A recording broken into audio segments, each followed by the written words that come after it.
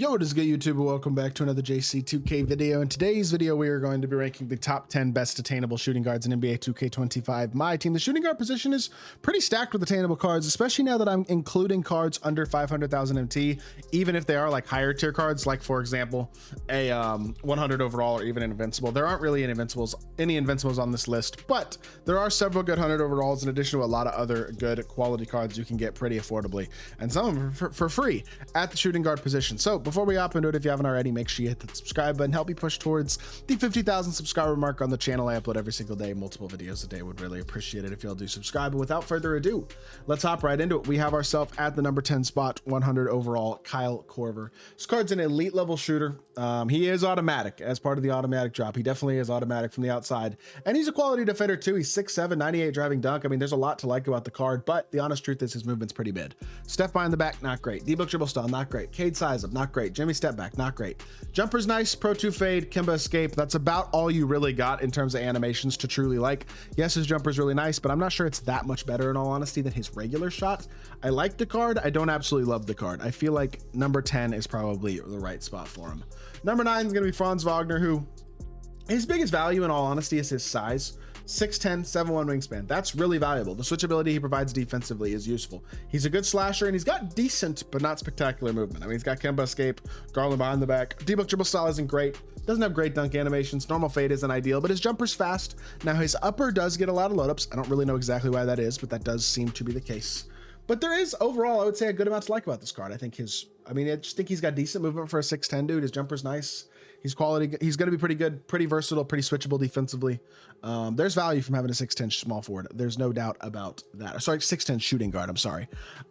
Next up at the number 8 spot is going to be Steven Jackson. This card, I mean, oh, that's too low. No, that is not where I wanted Steven Jackson. What am I talking about? Number 8 is going to be Brandon Ingram. I miswrote my list. Steven Jackson's a couple spots higher than this. BI is 6'10" with a 7'3" wingspan. The honest truth is the stats and badges are awesome. The size is awesome. The jumper is pretty darn good. I don't love his fade. I don't love his sigs. Honestly, the only thing I love about this card is that he's 6'10" with all 99 stats, pretty much. That's the beauty of the card. The problem with the card is that he just doesn't dribble very well at all, and he doesn't have a great fade either, so he's not much of an off the dribble creator whatsoever. He's just a big, athletic, really good shooting and defensive shooting guard. I mean, the switchability is extremely valuable. I would still absolutely have him personally as only number 7 on, or number 8 on this list though. Number 7, absolutely amazing jumper, not amazing overall. Besides it though is Sean Marion. No, not Sean Kemp, I'm sorry, Sean Marion. This card's shot is extremely good. 6'7" with 6'10" wingspan, and obviously has again the perfect stats and perfect badges that you basically expect from a 100 overall. And his jumper is amazing with Pro 2 fade, Garland dribble style, and Kimba escape. So there's a lot to like there. Doesn't have a great size up, doesn't have a great behind the back, doesn't have a great step back, but there is a lot to like. Quality dribble style, quality escape, elite level jump shot. I would say he's one of the better shooting guards on this list in terms of just like, I think his jumper might be as good as anybody on this list, to be totally honest. The biggest flaw with the card would be that he's just not that insane when it comes to some of the other stuff that he does. I don't know. I actually think I might be a little low on him, to be honest here. I think I'm going to move him up 2 spots. I'm making an executive decision and changing my mind because of, I forgot he had Garland dribble style. I'll be totally honest. I forgot he had Garland dribble style. That changes things a little bit for his ranking. 6'8" with a 6'11" wingspan for Josh Childress. I love this card, but I will admit that I get that as is, he's a little underbadged, not having handles for days, immovable interceptor, on-ball menace, stuff like that. Like, there's important badges he's missing. If you get a few important Hall of Fame badges on the card, though, he's a dog. 92 speed, 92 3, 90 driving dunk, 91 interior, 92 perimeter, 90 steal. He got the key stats all 90 plus. And the beautiful thing about the card is JT Thorbase, Denny Avdi upper on very quick, Pro 2 fade, Garland, Francis Curry. I mean, great movement in the half court. Doesn't have the behind the back or the step back, but he's got a great jumper and great half court movement. I love this card. I think he's really, really good. But I do think I probably didn't need to have him over Sean Marion. And then Steven Jackson's going to go right here. I had him written in the wrong spot on the list initially, put him below BI. That's not where I meant to have him. I have him 1 spot above Josh Childress, 6'8" with a 6'10" wingspan. He's pretty similar to Childress, to be honest. The one thing he doesn't have that Childress does is that D-book dribble style instead of Garland dribble style, which Childress has. But he's got Trey behind the back. He's got Levine step back. He's got Curry escape. He's got a really good jumper. I guess he doesn't have the size up either. But having the behind the back, having the step back, having the escape is enough for me movement-wise wise, especially with Goran base, Oscar up on very quick, which is super nice. Pro 2 fade, like this is a super solid card. He's very, very good, and I think he gives you a lot to like at the shooting guard position, although I don't quite have him over Sean Marion. I do think Sean Marion at 5 is probably right. Number 4, the first of 2 Glens, this one being Glenn Robinson. 6'7", 6'10" wingspan. Great stats, great badges, as you would expect from 100 overall, unsurprisingly, right? Matt Ryan base, PJ Tucker upper is really good. Pro 2 fade, Garland, Curry, Trey. Don't like the Ray Frost size up at all. In fact, I'd say it's like the worst size up in the game.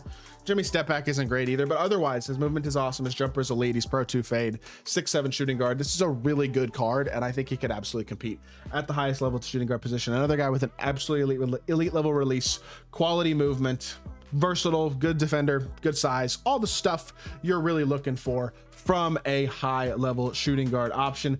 And then moving on to the number 3 spot is another Glenn in Glenn Rice. This time, Glenn is just a little bigger than Glenn. Glenn Rice is a little bigger than Glenn Robinson. 6'8" with a 6'9" wingspan. Similar, again, stat and badge wise, awesome, as you'd expect. Elite release, Garland, Francis, Kemba, Trey, all the movement you want except for the normal fade. I don't love that. I don't think it's quite a big enough deal to really like kill the card or anything like that. I do probably still think that he is a top, I think 3rd is probably the right spot for him. It's a bit tough, but I think that is right, having him at the number 3 spot on this list. I think I'm going to leave it like that, but I do feel like you could switch the Glens pretty easily if you wanted to. Richard Jefferson's going to be number 2. This card's awesome. 6'7", 7-foot wingspan. I didn't love him when I used him for my debut for him on my account, but as a whole, I do get what's good or great about this card. He's got everything you want in terms of good release, good fade, good SIGs across the board with DG, Steph, Trey, Levine, all the SIGs you want, and obviously extremely complete stats and badges too. He's basically a 100 overall. I think this card is really, really good. He's not missing anything really. There's nothing you point at and go, oh, that's the flaw with this card. I don't think he really has that. Not to mention he's free, or he was free in the Festival of Champions. At this point, you're not probably going to be able to get it for free if you don't already have the pieces, because the only pieces you're able to get at this point are from super packs. But really good card, and I think he is number 2. That being said, the number 1 player on this list is going to be Cedric Maxwell. This probably doesn't come as a surprise to anybody. I love this card. I talk about him constantly.